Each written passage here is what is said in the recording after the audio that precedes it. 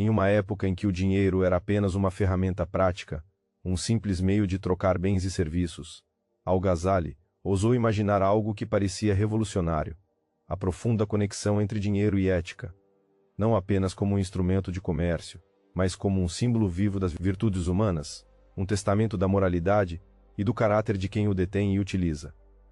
Esta é a história do filósofo que mudou para sempre a maneira como o mundo islâmico, e mais tarde a civilização ocidental, passou a entender a relação entre riqueza, poder e justiça, um equilíbrio delicado, tecido por reflexões profundas entre fé, filosofia e a experiência concreta de uma sociedade em transformação. Imagine uma sociedade medieval, onde o comércio se expandia em rotas longínquas, desde o Oriente Médio até o norte da África e Europa. Mercadores, banqueiros, califas e estudiosos circulavam por cidades pulsantes, onde o dinheiro começou a tomar formas nunca antes vistas: moedas, letras de câmbio, impostos, dívidas e investimentos. Mas para Al-Ghazali, um dos grandes luminares do Islã sufista e filósofo da Era Dourada, o dinheiro não era um vaso neutro onde se despejavam bens. Ele era a personificação dos valores humanos, ou o seu oposto.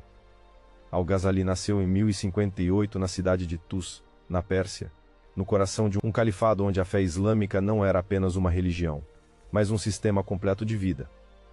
Durante sua juventude, ele estudou teologia, jurisprudência e filosofia, entrando em um círculo de debates intelectuais que desafiavam as fronteiras do conhecimento. O mais paradoxal: ele próprio abandonou a vida burocrática e acadêmica para buscar uma vida de retiro espiritual, nas montanhas, em profunda reflexão interna. Mas o que a relação entre riqueza e ética tem a ver com esse retiro? Antes de Al-Ghazali, o dinheiro no pensamento islâmico era geralmente abordado no âmbito da jurisprudência. O que é permitido ou proibido, o que é justo ou injusto em termos legais na coleta de impostos, taxas comerciais ou cobranças de juros, frequentemente condenados sob a proibição do riba, usura. O que ele fez foi ir além de meras proibições e permissões. Al-Ghazali colocou o dinheiro no centro da vida ética individual e social. Para ele, o dinheiro era como um espelho da alma. O modo como se ganhava, se usava e se investia carregava um peso moral, não raro com consequências sobre a própria salvação. A riqueza legítima deveria ser fruto do esforço honesto, do trabalho justo, da caridade e da generosidade. O acúmulo desmedido, a especulação violenta e o egoísmo deveriam ser vistos como venenos para a comunidade. Mais do que leis feitas para serem aplicadas, eram princípios que buscavam formar um caráter, não apenas um sistema jurídico. O dinheiro revelou-se então como um teste. Para Al-Ghazali, o verdadeiro desafio não estava em possuir riqueza, mas em não deixar que ela possuísse você.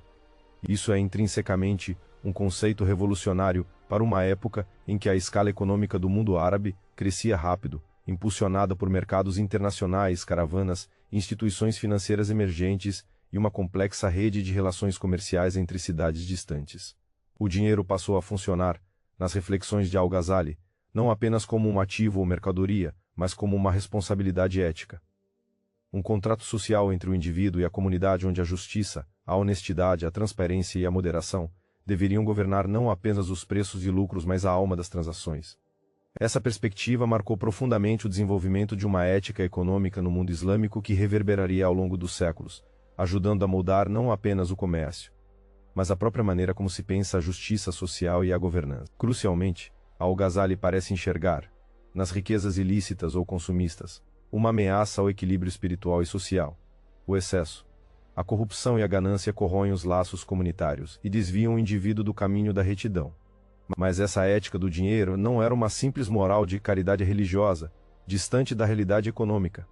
Ao contrário, ela abraça as forças do mercado, reconhece os riscos, o mérito e a dinâmica da oferta e demanda, desde que tudo ocorra dentro dos parâmetros da justiça e do dever moral.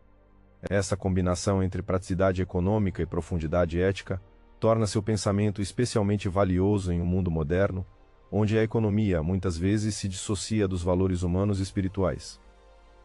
Quando deixamos o dinheiro virar mero valor numérico, desconectado das consequências éticas e humanas, criamos fragilidades que podem desencadear crises.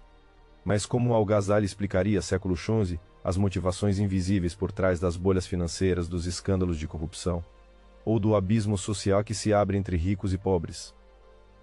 Ele provavelmente diria que esses são sintomas de uma perda de conexão entre o dinheiro e sua essência moral quando o meio se transforma em fim, e o lucro, em único objetivo. Essa ruptura, alerta ele, é o que mina tanto a integridade individual quanto a coesão social. O poder do dinheiro, sem âncoras éticas, vira instável e destrutivo. É precisamente essa reflexão que projetaria o impacto de Al-Ghazali muito além do mundo muçulmano. Séculos depois, ao atravessar contato com os pensadores medievais cristãos, e mais tarde as ideias do Renascimento, essa conexão entre economia e ética continuaria a influenciar debates sobre o capitalismo emergente, a legislação financeira e o papel do Estado na regulação da economia. Em pleno século XXI, podemos ver a atualidade dessas ideias quando analisamos crises financeiras globais que explodem quase invariavelmente, não por falta de regras técnicas ou órgãos reguladores, mas pela corrosão dos valores éticos que sustentam a confiança, a base invisível que mantém o sistema em pé. Mas a confiança não depende apenas de contratos formais ou supervisão, depende de algo profundamente humano, integridade, reputação, compromisso com o outro. E esse é um terreno que Al-Ghazali conhecia como poucos. Ele compreendia o dinheiro como algo que fala da alma que o detém, não estranho a essa ideia dos sufistas que buscavam a verdade e bondade interior como fonte última de justiça. A sua obra, em especial a Revivificação das Ciências da Religião, testifica essa visão complexa onde economia, ética e espiritualidade se entrelaçam, desafiando qualquer tentativa de separação artificial entre mercado e moralidade. Por trás das cifras e moedas, há caminhos que cruzam a vida de cada um, formando e deformando sociedades. Ignorar isso é permitir que a economia seja guiada por forças cegas que, cedo ou tarde, se tornam impiedosas. Mas o que o pensamento de Al-Ghazali nos diz sobre nossas rotinas modernas, em um mundo dominado por finanças digitais, volatilidades e megacorporações que cruzam fronteiras com a velocidade da luz? Ele nos obriga a perguntar: onde está a alma do dinheiro hoje? Onde repousa a ética em meio à frieza dos algoritmos e ao descompasso entre ricos colossais e gigantescos contingentes marginalizados? Mais do que uma busca por respostas fáceis, sua filosofia é um convite a sermos conscientes da dimensão humana que o dinheiro carrega.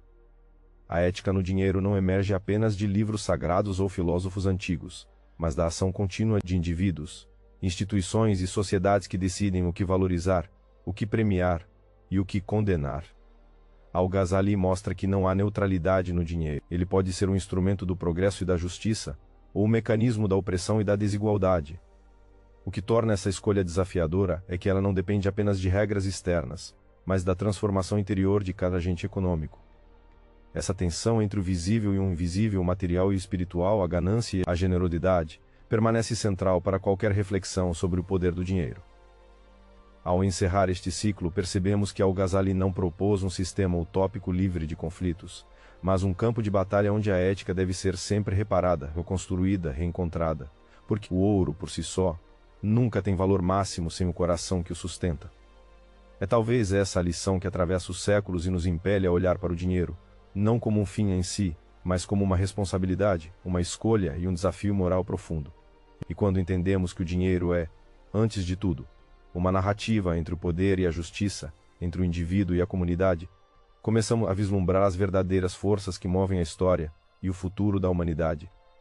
Siga conosco para desvelar os próximos capítulos dessa história que é, em última análise, sobre quem somos e para onde vamos, porque a economia é sempre mais do que números, é o reflexo da alma dos povos, espelhada no brilho frio das moedas. Se inscreva para explorar conosco os mistérios ocultos entre finanças, história e poder, e entender que a verdadeira riqueza está na profundidade dessa conexão entre ética, dinheiro e humanidade.